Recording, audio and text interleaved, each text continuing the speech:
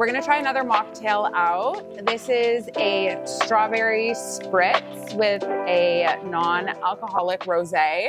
We're gonna just start with putting some of this, another non-alcoholic distilled spirit. To be honest, I'm not really sure what they are, but it's supposed to give that taste. So we're just gonna add a few ounces of this, and then you put some of the strawberry syrup. Strawberry. Is there something at the top that we need to open? You know what? Probably. It's okay. Just I'm going to pour it in. So we'll just pour the strawberry syrup in there. May have been a little sweet, but and then we shake this up. We pour it in both the glasses, and then you put the rosé on top. Okay. Yeah. So what are you finding? I mean, I know because I am a real estate agent, but like you're always working with so many other real estate agents. What are you finding the biggest struggles that they're telling you that they're having with their clients? What can you share with us on that? That's an excellent question. I think things in the market have changed. We've seen a slowdown of inventory, but we've seen this momentum from buyers. Buyers are looking to purchase homes again. I think we've gotten a little bit more comfortable with the current rate environment. I think, they're educating themselves on what that means in terms of let's not get so fixated on the rate and let's look at what that's going to cost you. And I think that shift has definitely caused momentum from buyers. Buyers are out there, they're looking, and it's challenging for realtors to prepare people for that. Yeah. Because if you're listening to the media, people are expecting a massive drop in property prices. Yeah. They're expecting to be able to secure property under list price. And reality is that we're seeing multiple bids again. Yes. And we're seeing properties sell above asking. The other question that comes in is, do I need a financing condition? And what does that mean? So there's that element of uncertainty that the mortgage conversation brings, just given all the changes we've seen in the mortgage market. Yeah. But it's really challenging for realtors then to advise their clients and prepare them. And that's where having a partner or somebody that can take that on, that can ensure that your clients feel like they're in the driver's seat, that they understand that their questions have been answered, and that they understand their numbers is so important. But I think that's the real challenge for realtors. Yeah. And also to kind of piggyback off of your response when it comes to the market, like prices have come down, and, buyers have been wanting prices to go down for so long and have been waiting. And you know what? If you buy now and prices go down a little bit more, that's fine, because if you're buying for a long-term investment, it's going to end up increasing regardless. So I think there's just understanding that waiting can sometimes end up having a negative effect on you, because again, we can never time the market. We don't know what's going to happen or when it's going to start trending upwards. And then, it is. Yeah. Clients that bought 3 months ago are seeing their property prices appreciate before they even close. Yeah, exactly. And I've also been advising clients too for properties that, like, there are also a lot of properties sitting on the market and not going. I'm like, it's free to submit an offer, lowball as well. Like, you don't know what you could get. Like, I don't have a problem submitting 100,000 under the asking price for you, and then working our way up if they sign back. It's always, you could get into an opportunity of getting it for a lot cheaper. You never know unless you try, right? Yeah. And I think that applies to anything in life. Yeah, it's true. It's true. Now, okay, let's try this. Cheers. Oh, I like that. Me too. This is amazing. That is actually, I like that. I don't like rosé, and I like this so much more than rosé. I would agree. And it's really light. It's not very sweet. Even though I dumped a lot of syrup in there. It's not very sweet at all. It just kind of has that hint. Yeah. It's actually quite light and refreshing. I've been on a little bit of a health kick, and it's really challenging when you do go out. I know. To not give in. This is a great alternative. I wish we had more available just when you go out as options. Right? So there actually is like a huge increase in restaurants now having a non-alcoholic and like zero proof menu in their cocktail book. Oh, just really? because I've been asking for mocktails now for, I don't know, over 6 months or so. So like every time I go somewhere, they'll point you to the mocktail section, or they'll just be able to create, like, I'll just say like, bring me something like that your bartender can create as a mocktail. And nice. they've given me some really good ideas. So yeah, this has been very inspirational. I will be doing the same. yeah. And I honestly like this better too than the non-alcoholic wine. The non-alcoholic wine tastes like juice to me, like sweet juice, but this is actually very nice. I love it. So there's also a lot of information in the news, headlines and stuff where buyers are getting their down payment from. Do you want to speak on behalf of that? What's real? What's true? Like, where are people finding the money these days to purchase these properties? That's a great question. So that, I will say, is probably our number one challenge. Okay. You know, you have individuals with strong paying jobs and households with healthy income, but we're not aware of our spend. Yeah. And although an assessment's great, sometimes there's a little bit of time that is then involved in actually restructuring where you're spending, and you need to get onto that path of savings, which I think is important. But what are the other options? The other options that we are seeing are dabbing into your RSPs. So there's a home buyer plan where if you're a first-time home buyer, you can take up to $35,000 from your RSPs. Now, if you're two individuals that are first-time home buyers purchasing together, that's $35,000 each, and that's an overall down payment of $70,000. Yep. Now, if you if you haven't contributed to your RSPs, it's never too late. We can connect, devise a plan, have you start putting funds into your RSPs. We would need to be mindful of having them sit for that 90-day period before you could take them out. But there are options available to you.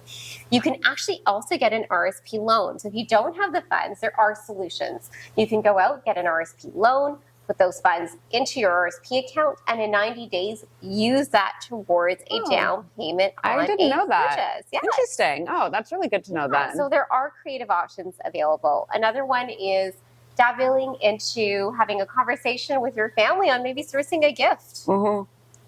We see that quite a bit. We see a number of, families, siblings, parents, gifting a portion of that down payment now versus later, and helping them kind of get into the market now. The faster you get into the market, the longer longevity in that property, but also I think it's getting into the market so you start building wealth now. There's always an opportunity cost of waiting. And if you're looking to buy in Toronto in the GTA, there are supply constraints. So it's inevitable based on facts that the property values are going to continue to rise. Yeah. So the moment you do have the opportunity to source what you need to take that step, we highly encourage it. So there are solutions. And then for the RSP, and this is more, I guess, just for those who aren't aware of the process of taking that money and putting it towards your first property, what are the rules in terms of paying it back? How long, do you have? And are there plans that they can kind of do where they start paying it back slowly? Like, what would you? Absolutely. So there's a lot of flexibility. You don't have to make a payment for 2 years. And then when you do start repaying it, you can do so at a pace that you're comfortable with because they give you 15 years to pay it back. Yeah. So that's that gives you a lot of room to incorporate it into your budget. We do work with clients right at the onset to develop that strategy and plan so it doesn't come out sort of like unexpectedly. What we want to do is at the 2-year mark, you want to start contributing what you're comfortable putting towards that and build up over time. We've also seen the home buyer plan available as a savings account where you can put up to $8,000 in that account tax-free every year. So there are options available. Each solution is going to be customized to your specific set of circumstances. And if you're unsure, speak to somebody and we'll put a plan together for you. Racky. And then what are, so have you had any clients who have, or who purchased pre-construction, 4 years ago, whatever, and then have now been faced with the issues of not being able to close, can no longer make the mortgage payments. Have you, like, how are you dealing with that? How are you guiding them? Just suggestions. These are great topics. I'm like, she's spending a lot of time talking to clients about real issues. That's such a great topic right now. Again, I'm going to decipher what's real and what's not real. If you bought a pre-construction 4 or 5 years ago, I can guarantee that property is still, it has appreciated. Yeah. So you're sitting with a higher value today, most definitely. Where this applies is if you purchased a property in 2020 and 2021 at the height of the market. Yeah. You know, we were seeing appreciation on properties at 25, 30, 35%. That is scary because it's important to, you know, I always have the conversation when it comes to pre-construction. Pre-construction is great, but you are paying future value. Builders have caught on. I know. They are now pricing for future value. And if that future value does not come in, yes, it has impact. For those that bought 4, 5, even 3 years ago, those values are coming in. Yeah. Where we're seeing things be a little tricky is, is where they bought in 2020 and 2021, where the values were inflated. Yeah. That's where we're starting to see families in situations where they can't close because if an appraisal of that property confirms a lower value than what they paid, that difference needs to be made up in the form of savings or an added down payment. And let's be honest, who has that nest egg kind of saved, right? Mm-hmm. That's challenging for a number of households. There are mortgage solutions out there. There's private financing. There's alternative financing where we can creatively come up with solutions to help them get, you know, at least close on the home and then hold it for a period of time. Maybe they rent it for a period of time until they're in a position to sell where they can now profit or at least break even. So that is very, very accurate for people that bought at the height of the market. But generally speaking, there are still solutions, and those that bought prior to are still seeing an appreciated market. Okay. That's good to know because I know. I've read about it. Oh, yeah. And it does break my heart to just know sometimes that, you know, again, you can't time the market. You don't know. The market is hot. Like, and regardless, I mean, the Toronto real estate market has always shown resilience, and it is right now. Yeah, exactly. So, now you mentioned, you know, alternative financing, which would be B lenders, C lenders. So, for example, for real estate agents or business owners and everything, sometimes, you know, you would go with a B lender because depending on your past 2 years of income, you know, it fluctuates. Or if you took a year off like me, you might not get the mortgage that an A lender would give you. What would you advise someone who had to go with the B lender, and when would they be able to transition into an A lender? Again, an excellent question.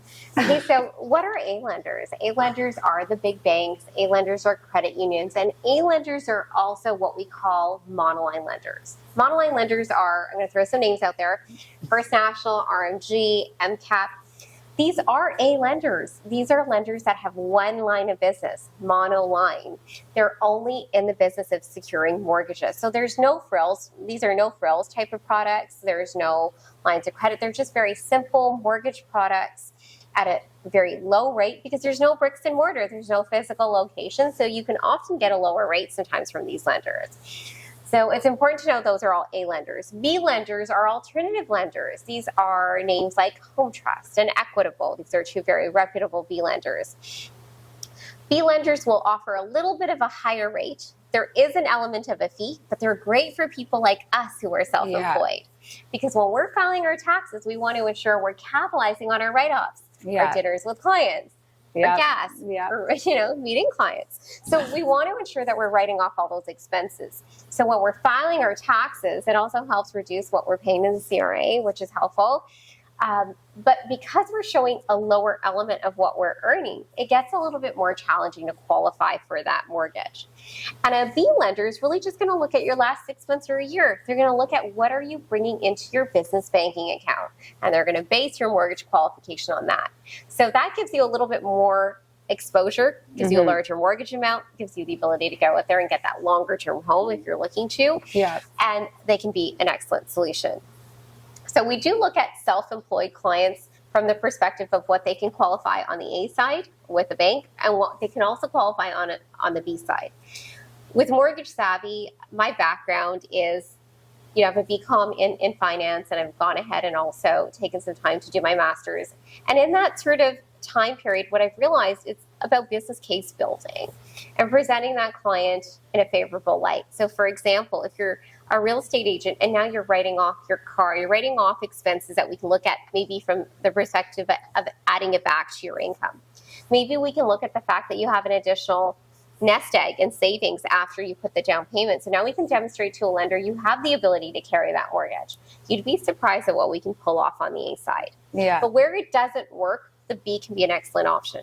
And for clients, like you just mentioned, where they may have, purchased a property at the height of the market and now they can't appraise and they can't come up with the funds, C lenders, which are private lenders, private institutions, private, what we call syndicated mortgage divisions, and individuals can offer a solution. These are higher rate products because they're higher risk. Yeah. But they are available to you and there's solutions to help you close. Okay. And then I know also if they wanted to go with a C lender or B lender, often after a year, they would then be able to move. How do we do that? How do you do that? Are there penalties with that? So when we're constructing the mortgage on the B or the C side, as part of that process, we have two strategies. One strategy is to secure the approval to meet the client's immediate financing needs, but side by side, we are devising a strategy to get them into a better alternative. So maybe a C going to a B and eventually an A. Okay. Or maybe that B going into an A. If we're taking a B to an A, we're going to be mindful of ensuring that this year, Corinne, you're not going to write off as much as you did last year.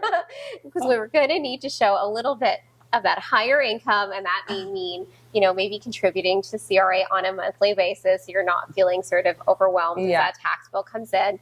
So it's doing the prep that we need to do on the onset so that you know what that year looks like. And at that, once we're within that 8 to 10 month period of being in that mortgage term, we're going to start working on that approval for that A approval. Yeah. And if you're a C, we're going to work with you to get you into that B approval. No, I always wondered that, and I kind of had a good idea of how to explain it to my clients, but there's just so much value that you've just added to that question that I definitely know that I can bring to my clients. So thank you for that. No, absolutely. And I think the B and C get a bad rap, and that's because without an exit strategy, there are temporary solutions for clients to take that step. They're not where we want to remain, but they're a great sort of temporary solution as long as you're building a long-term strategy. Well, and I guess like you mentioned earlier too, with your clients, once they purchase a property, you don't want the relationship to end right there. No. And I think that making sure you're working with a broker a mortgage broker who knows what your plan is, what your 5-year plan is, what your finances are, and really just help you before and after the home purchase. And then, when renewal's up, reminding you if there's a new opportunity that they should look into, providing them with that information. It shocks me that a number of clients that are facing their renewals haven't spoken to their mortgage broker from the moment they secured that sort of initial approval. That's scary. Yeah. I call my clients. Sometimes they're like, please, Rocky, go away. And I'll come back the following month. It's important to do those check-ins. Yeah. And I think the role of a broker or an advisor has really changed over the last few years. I think households are seeing the value in having a strategic advisor. Yeah. Somebody you can call. I had a client call me on my way here to meet you. They're car shopping. Oh, nice. And they're planning on moving, not now, but they just had a little one as well. So they want that SUV. Yes. Safer car, which I can completely relate to as a parent. But they're looking to move in the next year and a half. Yeah. So what is that going to mean? Is that car payment going to have an impact? My answer was yes. This is your budget. Yeah. If you're looking to buy at this purchase price in the next year or so, we can kind of run the numbers tentatively to let you know this is your budget. It doesn't come down to the overall cost of the vehicle. It comes down to what you're paying monthly. Yeah. And people don't know that. And that education is important. So when my clients call me to ask me these questions, I'm not in the process of securing a mortgage. I did their mortgage 3 years ago. Yeah. But I'm still their strategic advisor because Yeah. we work hand in hand. We want to be there to kind of poise ourselves as that advisor for their entire real estate life cycle. Yeah. Honestly, because there's so many changes that can happen, and the fact that you're always on top of your clients, you know, their situation financially and their plan, and, you know, you can answer their question right on the spot, even though you know they're not looking for anything for a while. For sure. So, and you have a tendency to resonate with people that are in a similar stage of life with you as you as well, right? Like young families are taking on, eventually will be taking on daycare payments. That's the equivalent of a mortgage payment. Yeah. At times, right? So it's important that we're running those numbers. We're taking that into consideration. We're devising a strategy for it. I'm happy that you do that, only because when I send my clients to you, I know they're being taken care of. So now we'll just keep this on the side and we'll continue the conversation going. Because I do have an appraisal question for you and I don't want to forget it.